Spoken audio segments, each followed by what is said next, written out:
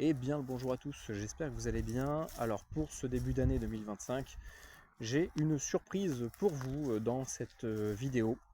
Parce que j'ai découvert quelques trucs et je voulais vous en parler, vous le partager, puisque c'est vraiment l'idée de la chaîne, d'avancer ensemble, de creuser sur différents sujets qui moi me passionnent.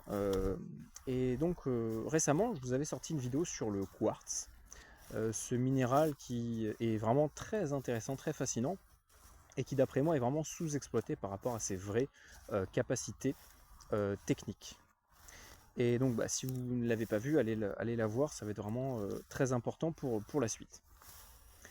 Et là, il y a quelques jours, je suis tombé sur Edgar Cayce. Je ne connaissais pas du tout cet homme, et il a notamment pas mal parlé de l'Atlantide. Alors, pour le faire assez simple, c'était un mystique apparemment qui s'intéressait à l'hypnose et à pas mal d'autres disciplines, et qui a apparemment eu accès à pas mal de, on va dire, de banques d'informations, euh, donc via différents procédés, on va dire un peu ésotériques, et qui a fait des révélations notamment sur l'Atlantide et l'énergie, une forme d'énergie que les Atlantes, les différents peuples atlantes utilisaient, et qu'on retrouve notamment chez d'autres chercheurs, comme par exemple Tesla qui a travaillé sur d'autres formes d'énergie, et qui justement a eu pas mal, qui s'est fait pas mal, comment dire,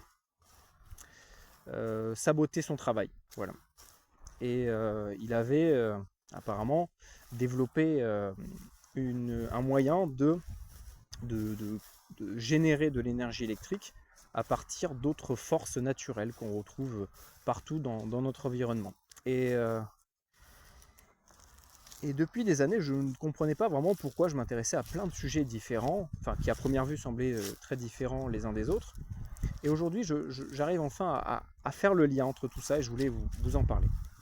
Et donc ce peuple atlante apparemment possédait une sorte d'énergie naturelle qui permettait de faire tout un tas de choses, hein, un petit peu comme on va dire nos centrales nucléaires d'aujourd'hui. Et d'ailleurs, on le retrouve un petit peu dans le folklore autour de l'Atlantide. D'ailleurs, le dessin animé de La cité perdue ou engloutie de l'Atlantide en parle très bien avec cette fameuse pierre bleue que dont je vous avais déjà parlé dans la vidéo sur le quartz. Et moi, c'est un film qui m'a vraiment très énormément marqué étant petit. Et je ne comprenais pas vraiment pourquoi ça. Il y a un truc qui résonnait en moi par rapport à ça. Et aujourd'hui, je le comprends. Et je pense que ça représente très bien cette énergie naturelle qui permet de faire fonctionner des machines. Et ça, donc on le retrouve dans le travail de Tesla. Donc Tesla, lui, toute autre approche, hein, c'était plus un scientifique qu'un mystique.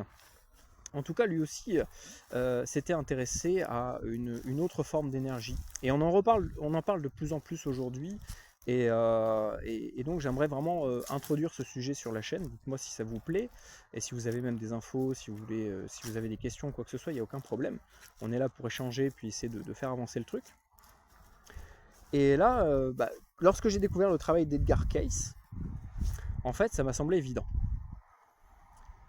Et Tesla, en fait, apparemment ce qu'il avait inventé, c'était un moyen de récupérer de l'énergie naturelle qu'il y avait dans l'espace pour le transformer en énergie électrique pour alimenter diverses choses, hein, voilà, tout simplement créer un courant électrique. Alors je ne sais pas si c'était alternatif ou continu, mais on s'en fiche un petit peu de ça. Voilà, on peut tout à fait exploiter les deux. Et il a été pas mal saboté dans son travail. Et d'après moi, le quartz et les technologies atlantes font partie de ça. Il y a clairement un lien entre tout ça. En tout cas, moi, c'est la déduction à laquelle j'en suis arrivé. Et, et là, récemment, j'ai acheté une petite montre connectée. Et cette montre-là n'a pas de prise de charge. Vous voyez, il n'y a pas de câble USB qu'on va rentrer dans la montre. Ça fonctionne par induction. Et, et je vous en avais déjà un petit peu parlé. J'avais d'ailleurs fait une vidéo sur le sujet des ondes. Moi, c'est vraiment quelque chose qui me passionne, qui me fascine depuis très très longtemps. Et pareil, je ne comprenais pas pourquoi. Aujourd'hui, je comprends pourquoi. Et je comprends que les ondes radio, les ondes même de manière générale, c'est la base de la matrice en fait. C'est là-dessus que tout repose. tout est onde en fait. Et l'induction, c'est quoi? Je pense qu'en fait, la technologie, on l'a déjà. Et c'est juste on n'a pas réfléchi avec le bon angle pour s'en servir. L'induction, c'est quoi? La montre que je vous ai parlé, la connectée, elle fonctionne comment? Il y a un petit chargeur avec un petit aimant pour que ça tienne, qui va générer un champ électromagnétique. Un champ électromagnétique, hein, c'est ce qu'on appelle vulgairement les ondes radio. Voilà. Il faut savoir que tout courant électrique génère un champ électromagnétique. Donc à partir du moment où il y a une génération d'énergie, il y a une circulation de l'énergie électrique, il y a un courant électromagnétique. Donc l'induction, on va générer ce champ électromagnétique par une antenne, et une autre antenne à proximité va capter cette énergie-là et va la retransformer en électricité, en courant électrique donc continu pour l'exemple de la montre connectée. Et pour moi, c'est ça qu'avait développé Tesla en fait. C'était, si on regarde un petit peu ses travaux, c'était des sortes d'antennes qui captaient le champ électromagnétique naturel de ce qui provenait de l'espace. En tout cas, lui disait que ça venait de l'espace. Je pense que ça doit venir en partie de l'espace, mais je pense qu'il a peut-être dû se tromper à l'époque de la source. C'est mon intuition, après peut-être que je peux me tromper, mais je pense qu'il y a aussi, ou surtout, le champ électromagnétique de la planète Terre, qu'il arrivait à capter par principe d'induction, et qu'il arrivait à retransformer en courant électrique exploitable pour de l'éclairage, pour faire fonctionner des appareils, des moteurs, tout ce que vous voulez. Et en fait, je pense que le paramètre qu'on ne prend pas en compte, c'est la fréquence. Je vous avais déjà rapidement parlé dans la vidéo sur les ondes que voilà, tout courant électrique génère un champ électromagnétique et que les planètes, tout ce qui nous entoure, dans tout l'air qui nous entoure là, il y a du courant, il y a des ondes électromagnétiques qui circulent. Et les planètes, la Terre ne fait pas exception, génèrent son propre signal électromagnétique, donc sa propre fréquence radio.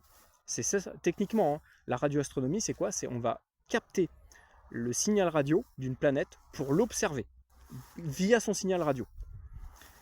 Et dans la vidéo sur le quartz, qu'est-ce que j'ai compris? C'est que dans le sol est conducteur. C'est pas pour rien qu'on a une mise à la terre dans toutes les maisons, parce que le sol est conducteur. La terre sous nos pieds conduit l'électricité comme un câble électrique, et que dans le sol il y a des minéraux, des minerais, il y a de l'acide, il y a pas mal de choses, notamment le quartz, qui va générer un courant électrique. Donc la planète Terre est une sorte de pile géante qui génère un courant électrique, et par le fait que la planète génère un courant électrique, par la même occasion va générer un champ électromagnétique. Parce que c'est une loi, c'est un truc de base en fait qu'on apprend. C'est comme ça qu'on calcule par exemple avec une pince ampère-métrique l'ampérage dans un câble électrique sans se connecter directement dessus. C'est par son champ électromagnétique qu'on va savoir que à l'intérieur il y a du courant électrique et qu'il y a une certaine quantité d'énergie. Et bien l'induction, c'est ça, on va capter cette énergie et on va la retransformer. Et d'après moi, le travail de Tesla et les anciennes technologies Atlantes, c'était tout simplement de l'induction pour capter l'énergie de l'espace et l'énergie de la Terre.